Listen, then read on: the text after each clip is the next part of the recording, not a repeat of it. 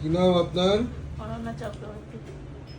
আমাদের এখানে হোমিওপ্যাথি চিকিৎসার জন্য কেন এসেছিলেন বলুন তো? পেটে জ্বালার জন্য।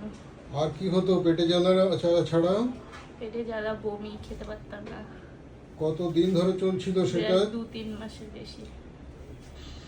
তার সঙ্গে আর কি কি সমস্যা ছিল? জ্বর জ্বর ভাবও ছিল দেখছি। হ্যাঁ, জ্বর ছিল। আর কিছু সমস্যা ছিল?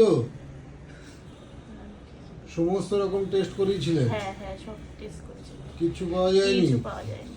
কিন্তু জিনিসটা চলছিল হ্যাঁ। এতদিন ধরে, তীব্র জ্বালা যন্ত্রণা, তাই তো? হুম।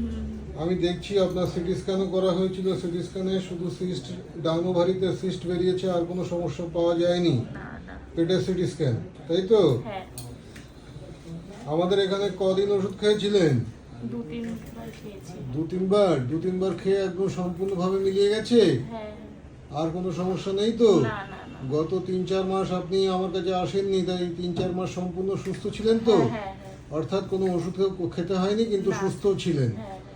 এনার হাজবেন্ডের কাছ থেকে শুনবো ওনার কি কি সমস্যা ছিল, আর কি কি টেস্ট করিয়েছিলেন। কি কি সমস্যা ছিল বলুন তো?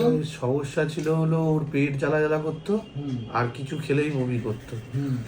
আর টেস্ট বলতে পেটের সিটি স্ক্যান করানো হয়েছিল, আলট্রাসোনোগ্রাফি করানো হয়েছিল, এন্ডোস্কোপি করানো হয়েছিল। তো সবই ক্লিয়ার, কোনোটাই কোনো কিছু পাওয়া যায়নি।